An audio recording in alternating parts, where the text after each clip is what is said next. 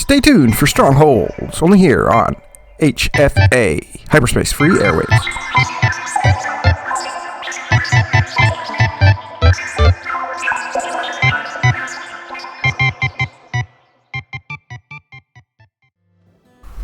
This week on Strongholds, we visit Jedi Master Ma-Besh Sybaris' Tatooine compound, which acts as a research and scientific training facility for up-and-coming bright young Jedi Padawans and Knights. Join us as we explore the facility, take a tour on the many experimental labs, living quarters, high-tech classrooms, and other never-before-seen areas sprawling across this exclusive desert campus. First up, as you enter through the atrium, take note of the high-tech scanning devices disguised as decorative awnings. Be sure not to bring in any illicit weaponry or biochemical hazards, as you will be instantly vaporized by the advanced warning system. With that out of the way, all visitors must sign in at the greeting desk, where the Jedi Order's best design and architectural expert, Brigantia Libiana, has tirelessly made efforts to incorporate living plants and flora into the entryway. Her subtle touches of life remind the visitors that even in these harsh desert conditions, the Force can support plants and animals that live in harmony with the arid climate.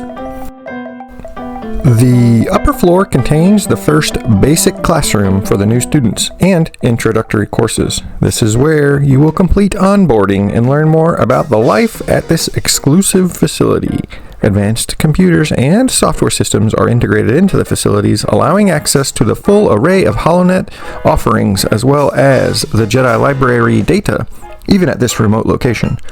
While sandstorms from time to time do get in the way of the connections, backlogs of data can be stored in the computer systems, allowing quick access to preloaded content if the need arises. Moving on over to the upper floor lounge, we find small bites and quick drinks of a variety of sorts. Weekly deliveries from the core worlds ensure fresh supplies. Students and facility eat and drink for free as long as they are enrolled, even allowing custom orders to fit their dietary restrictions and needs of any species. The head chef, Provost Marshal Rusk, and his team are well versed in delicacies from around the galaxy. If there's something you want, ask, and you just might be surprised what they can whip up. Moving downstairs, anything beyond this elevator is strictly prohibited without proper credentials, so be sure to keep your keycard on you at all times. The security staff are friendly and attempt to make their presence minimal, but be sure you are in areas only designated for your access to avoid being detained. This atrium serves as a space to research in the quiet area, complete with an assistant to help access documents and multiple desks available to utilize at a first-come, first-served basis. And now we make our way into the first outdoor lab, and let me tell you, this place is massive. A huge supercomputer makes up the centerpiece with ample seating, clear views of the holo projector, and even a Duracrete floor to keep the sand out of your boots. There are plenty of smaller breakout spaces for small teams and experienced professionals all over the campus that lead groups, teach class, and share their experience on a wide variety of topics, from archaeology, bioanalysis, diplomacy, investigation, scavenging, slicing, treasure hunting, and even underworld trading, as well as much more. While I would love to stay and sit in on some classes, we have a lot more to explore, so let's hit the quick room exploration bonus round.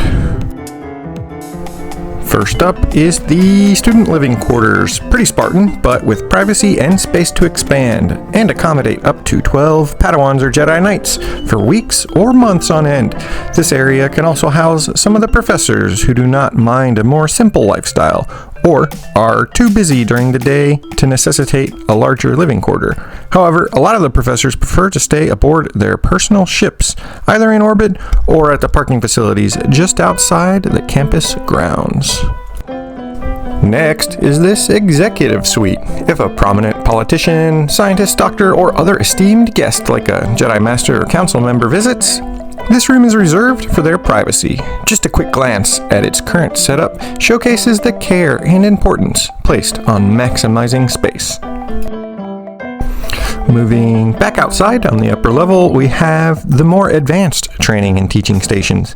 These spaces are designed for focusing on concepts and experiments beyond the scope of the new trainees.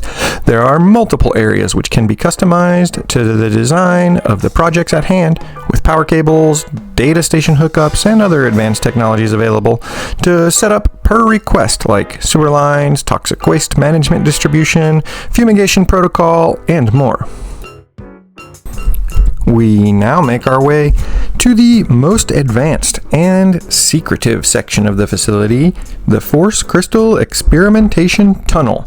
This highly secretive laboratory was established by none other than the Stronghold's main architect, Brigantia Libiana herself, and while the methodologies remain a proprietary secret, known only to those in the highest ranks within the Jedi Order Crystal Healing and Sciences Division, we were granted an exclusive look into the laboratory. If you haven't noticed, there are many crystal types placed all over this stronghold, all of which have been part of the experiments at this site. This room is off limits to most of the facility inhabitants, and special permission is needed to even set foot inside this causeway. We were only allowed brief access, but we were told the experiments being conducted here are changing the way Jedi think about crystal arts and their properties. Within this hallway, we see crystals of both dark and light types that have been force-enhanced to alter the effects of various plant species, accelerating their growth, improving the healing properties of plants, and even evolving certain strains to do redacted. Oh, I guess the Jedi legal department wanted that removed from the script. We are able to tell you some of the crystals might even be able to affect the mood of Force-sensitive beings who stand too close or keep shards of the crystal on their persons. So let's get a move on before we might be affected by their voodoo spells. This room houses the greenhouse for Life Day trees. The climate is set for pristine Life Day tree growing conditions, we are told, but we couldn't tell the difference. Maybe they were just kidding with us or something, because I'm pretty sure Life Day trees are hollow projections, but after hearing about the crystal room, who knows? Anything's possible. This next area is for the longer-term residents, to have some small space to themselves, away from the constant influx and departure of guests and students and other facility members. A quaint sitting and eating area outdoors offers them grand views of the Tatooine sunset, and hidden air ducts and filters keep dust and debris to a minimum throughout the facility. Here we have a classroom dedicated to the crystal arts, where, from time to time, the new initiates that are just stepping into crystal healing are allowed to access the finest the Jedi Order has to offer on crystal experimentation and usage. While details and specifics are kept under wraps to avoid falling into Imperial and Sith hands, we do hear, from time to time, Brigantia Libiana herself takes time out of her busy schedule to guest teach some classes, sharing her immense knowledge on the latest up-to-date crystal effects and usage types. And here's where the magic happens. Master Sybaris' personal residence on the site. We were only offered a brief glimpse, but notice he does appreciate the hollow train. Choo-choo. Moving past the full-time staffed security office in barracks, we have finally reached the outdoor long-term lab spaces. These are established for experiments and highly specialized lab procedures that might take a lot longer for the study to conclude. Some of these experiments have been running for years, we are told, and are achieving fruitful results. Growing plants in the desert with the help of specialized crystals, large-scale moisture evaporators harvesting water at rates unheard of by the regular local farmers with the utilization of specialized crystals, and even advancing technologies in long-range communications fields by constructing one of the largest HoloNet receivers in this part of the galaxy. Again, with these highly specialized proprietary force-imbued crystals, which can be used for free by the citizens of the region and is made possible by the profits generated from the food grown at these labs.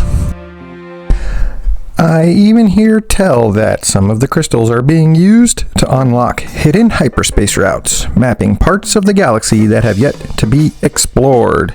How exciting! And that's all we have for this episode, folks. Thanks for tuning in to this episode of Strongholds. Which stronghold should we visit next? Stay tuned on the Hyperspace free Airwaves for more episodes, and be sure to check the playlist for our backlog of episodes. Thanks for watching Stronghold on the Hyperspace free Airwaves, HFA.